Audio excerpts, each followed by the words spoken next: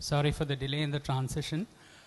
So respected dignitaries on and off the dais, and my dear AVS family and friends, it's a great honor to be asked to give this lecture in memory of our illustrious founder, Vaidyaratnam P.S. Varier.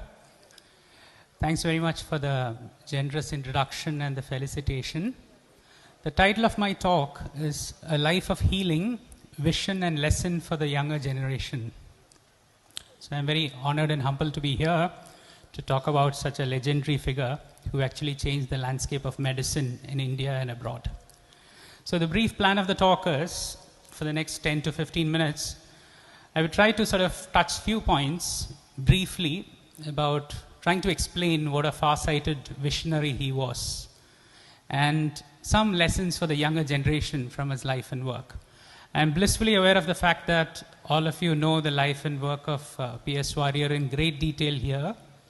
So I don't plan to sort of get into every aspect of his life.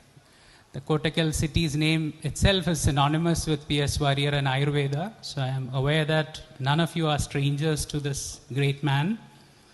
So what I'll try doing is giving you a small cross-section about some areas of his life which the younger generation could imbibe as an inspiration and as a lesson.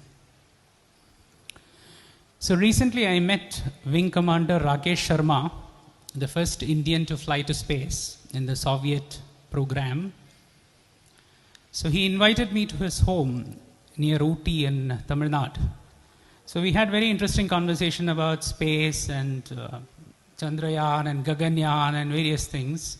At the end of the conversation, I asked him whether he has any interesting sort of message for the general public and the youngsters. So he told me something very interesting. So he said, when you travel to the space, you do not see any borders or boundaries. This is a very unifying and humbling thought for the human species altogether. And to the youngsters, he said, compete less and collaborate more. This particular thing sort of resonated in my mind, and I was thinking, P.S. Varier is actually a perfect example of such a life. Not competing with other systems of medicine, but collaborating with other systems of medicine. So combining traditional medicine and modern medicine at that time is definitely a sort of a path-breaking thing to do. So AVS is a rare institution which employs both the BAMS doctors as well as MBBS doctors, following the founder's vision and mission of collaboration. So the start and evolution of Ayurveda College, which produced thousands of Ayurvedic students over the years who started working with different systems of medicine and so on, and being a stalwart in originating a medical journal of Ayurveda, where people could document results and then disseminate these results to the wider public and the larger medical fraternity and so on. These are the best examples of collaboration. So the younger generation doctors and pharma companies, some of them have a little bit of stigma in sort of working together with other alternate systems of medicine. Some people have their own sort of snobbery and hierarchies and so on. Some of these people can actually learn from the vision of AVS founder long back to reduce competition and enhance cooperation and collaboration. Another thing is the large-scale manufacturing ecosystem setup. For a long time, Ayurvedic medicines couldn't meet demands in volume, as you know. So P.S. Varier introduced a factory-scale manufacture and an industrial level of making medicines so that it's available to the wider public in any part of the world. So medicines could be stored, preserved, and transported to faraway places. This might sound very obvious and very sort of straightforward right now, but at that time, this was a revolutionary transformation, a far-sighted vision, so that millions of people over the years could benefit from this, and this is going to happen for centuries in that way. So young techies can sort of learn this out-of-the-box thinking and how path-breaking and revolutionary you can be, and probably enhance with AI in future and so on in terms of factory management. So Ayurveda in itself is known for far-sighted vision and insights far ahead of its time. Out of several examples, let me just say one example, since today's age is a lot to do with anti-aging mantras and so on. Modern medicine found links between stress and graying of hair, premature graying of hair, only recently, very recently in 1990s. Earlier they thought it was only genes. But our wise sage and saints in Ayurveda like Sushruta and Charaka mention about Akala Palitya in their ancient texts. They found the connection between moods and emotions and mental health with graying of hair around thousands of years back, which I think is an amazing sort of thing if you think about it now as to how far-sighted vision Ayurveda has. So all these wellness retreats and spas in today's world can learn a lot from the wisdom of Ayurveda. In this slide, you see a picture of Obama before presidentship and after presidentship.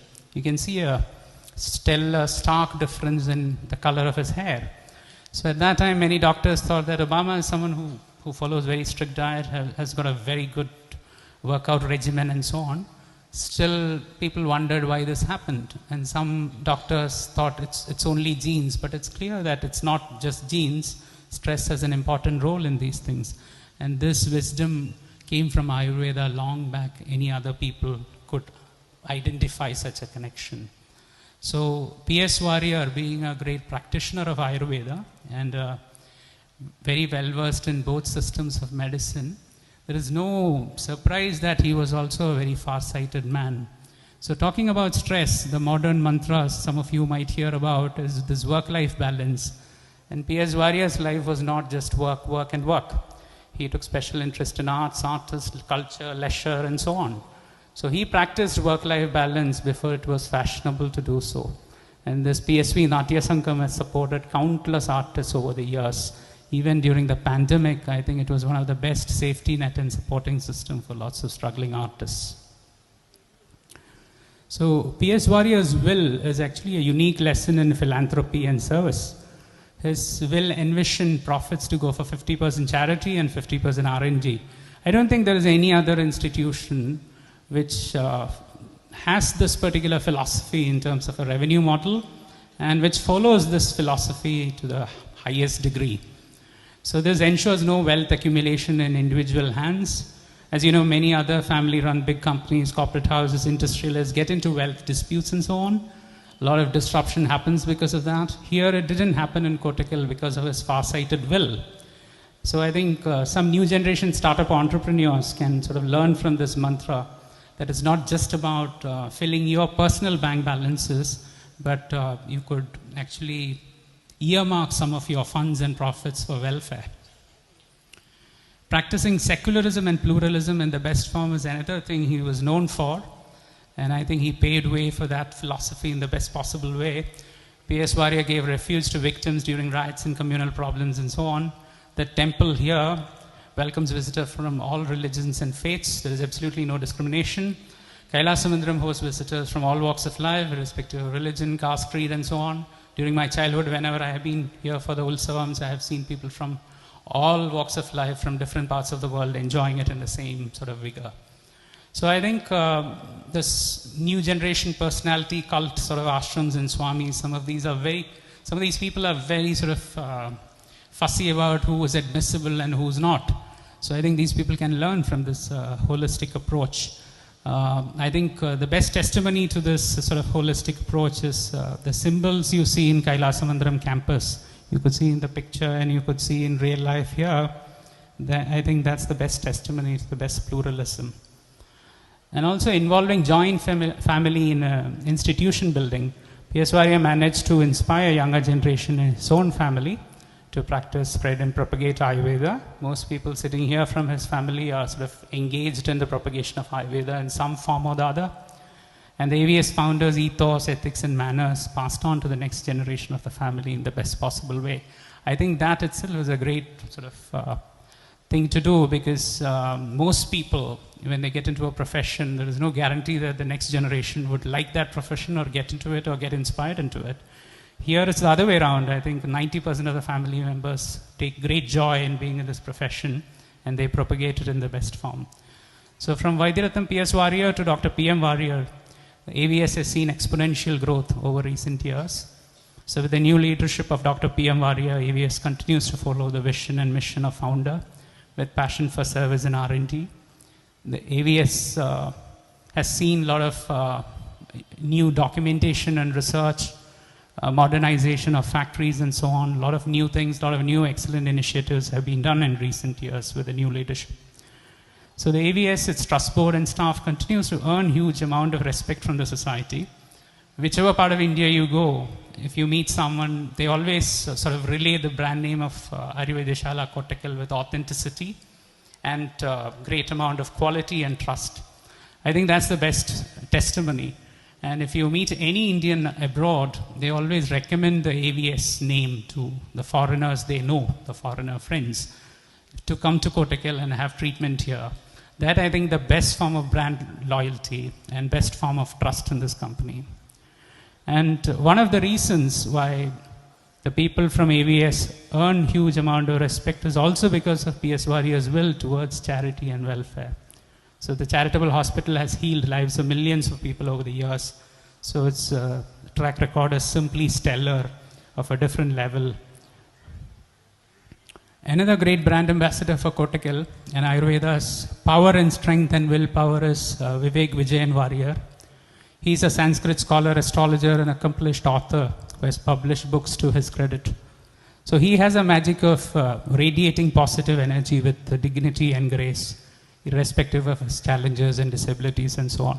I think he's one of the best brand ambassadors for Ayurveda in terms of willpower and mental strength.